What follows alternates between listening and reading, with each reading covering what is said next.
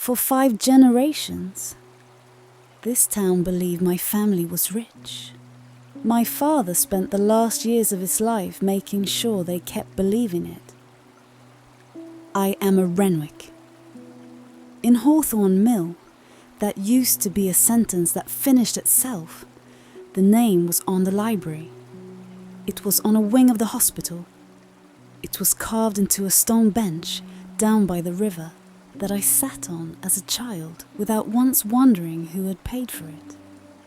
My father was Walter Renwick. He died in February at 84, in the house his grandfather built. 3 weeks later, I sat in a lawyer's office on Main Street, and a man named Henry Calloway explained it to me very gently. The way people speak when the truth has no softer shape. There was nothing left. Not less than we thought. Nothing. The house was mortgaged to the roof. It would have to be sold to cover what my father owed. I will be the first Renwick in 140 years not to live in that house. The first to walk through this town as an ordinary woman. And here is the part I have told no one until tonight. My father did not lose that money. He gave it away. Carefully. All of it. For 25 years. And he made sure none of us would learn why. Let me tell you what my father spent his whole life hiding. My family's money came from the river. The way most old money in Hawthorne Mill did. There was a paper mill on the Hawthorne. The Renwick Mill. My great-great-grandfather built it. It ran for almost a century, and it closed in 1962, the year Hawthorne Mill stopped being one thing and started being another. The mill closed. The money stayed. That was the Renwick story, and I never questioned it, because no one questions the water they are raised in. We lived in Briarcliff Park, in a white colonial with a black iron gate and a maple in the yard older than the college. There was a pew at St. Bernard's with our name on a small brass plate.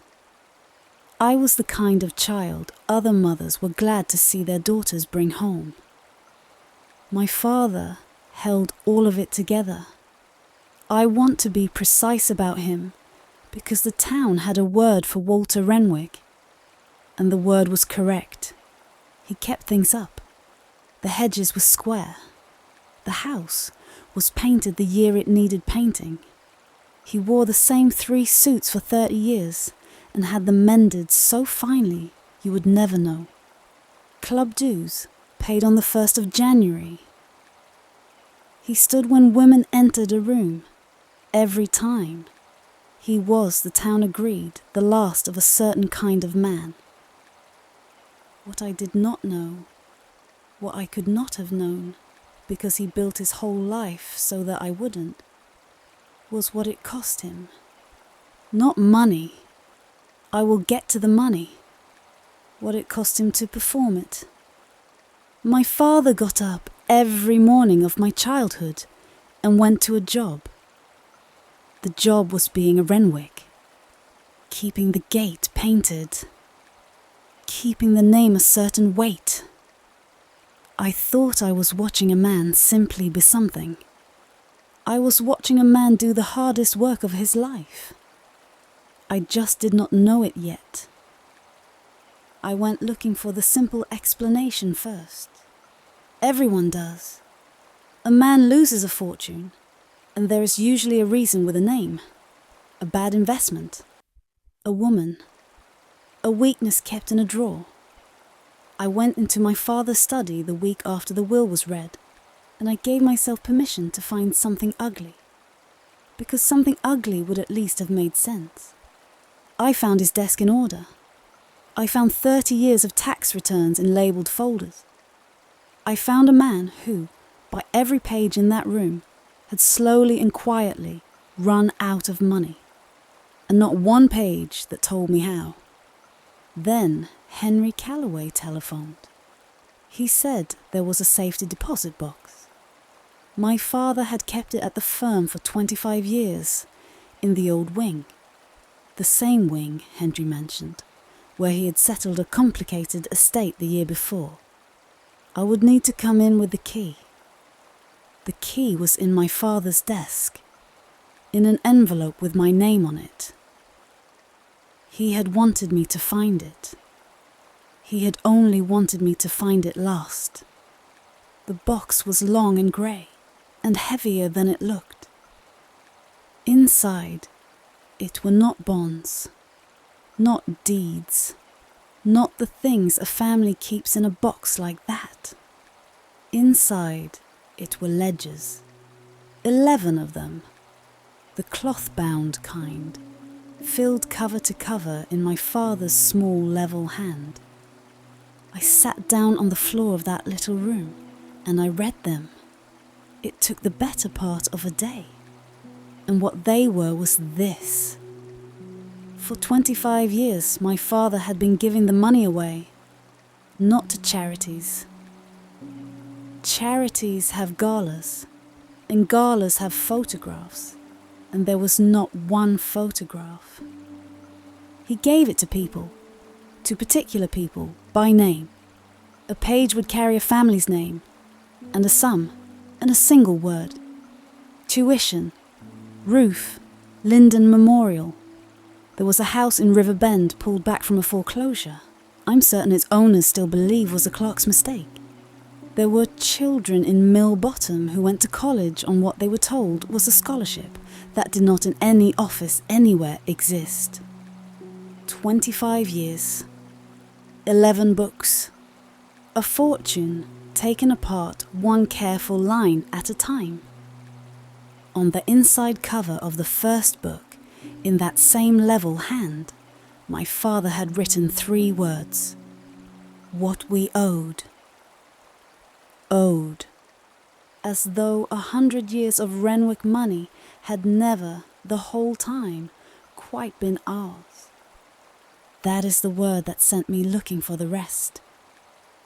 The rest was in the 11th book, at the back, where my father had written something that was not an account.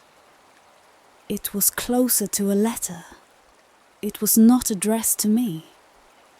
I think it was meant for whoever opened the box. And I think he knew that whoever opened the box would be his child, and that writing my name at the top was more honesty than he could manage. So he left the top of the page blank and wrote the truth underneath it. I will tell it the way he did. Plainly. In 1962, when the mill closed, my grandfather did not simply close a mill. A mill closing is a sad thing, but an honest one. Markets change. Paper moved south. That is not what happened here. What happened was that my grandfather saw it coming 2 years out, and he spent those 2 years quietly moving the family's money to safety. The Renwick money came out early and clean and whole. Then the mill closed, all at once. No warning to the people inside it. 400 families in River Bend and Mill Bottom learned their lives were over on the same Friday, from a notice on a door. The pensions did not survive it. The Renwicks did. That, my father wrote, is the money this town has respected us for. He used the word respected, and I had to set the book down for a while. He had learned it the way I was learning it, late and from a dead man. His own father had told him near the end, the way men confess things once the confessing can no longer cost them anything. And my father made a decision. He wrote it in the plainest sentences in the book. I'm giving it back to the town it was taken from, and I'm making sure the town never knows, because a town that knows is being asked to forgive. and we have not earned the right to ask. So he did it in the dark, for 25 years. And here is the cost, the part I keep returning to. To give a fortune away in secret, he had to keep looking like a man who still had one. A Renwick visibly going broke would draw exactly one question. Why? And the true answer was the one thing he had decided this town could never be handed. So he kept the gate painted over an empty house. He paid the club dues out of a fortune that was bleeding away on purpose. Every day he performed the wealth he was quietly dismantling, because the performance was the only thing guarding the secret, and the secret was the only thing that kept the giving honest. My mother knew. I found her hand in the later books, in the columns checking his arithmetic. For 40 years I believed my parents had a quiet marriage, a correct one.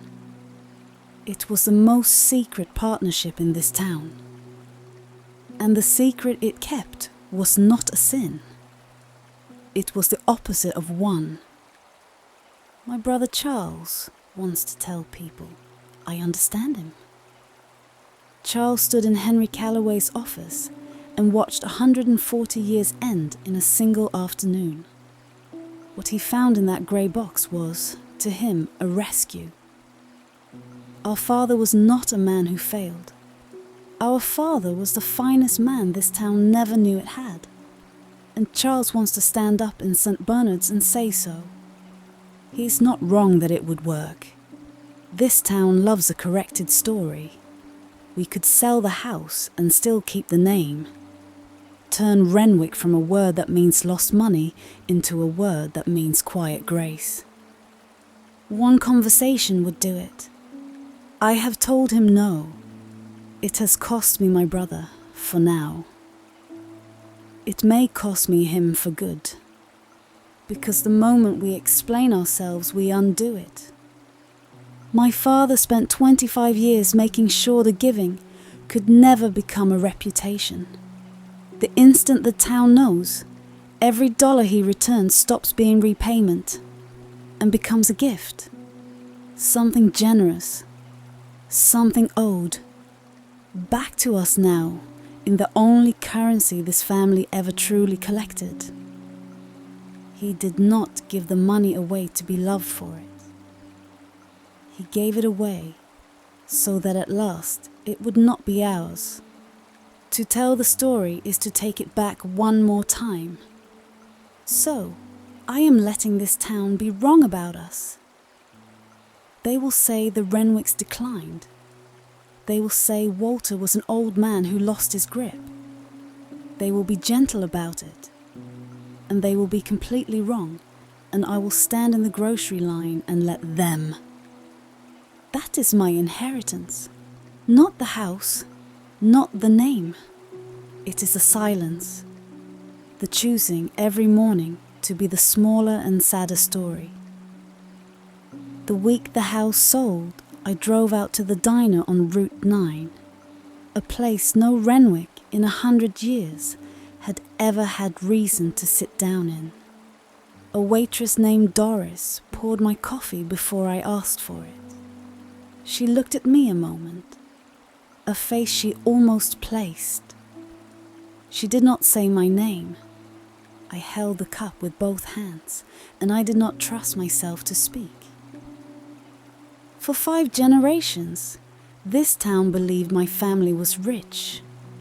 We were not rich. We were only careful, for a very long time, about who was allowed to see the bottom of the cup. We did not lose the money. We gave it back. And the last thing a Renwick will ever own is the choice to let you believe the other thing.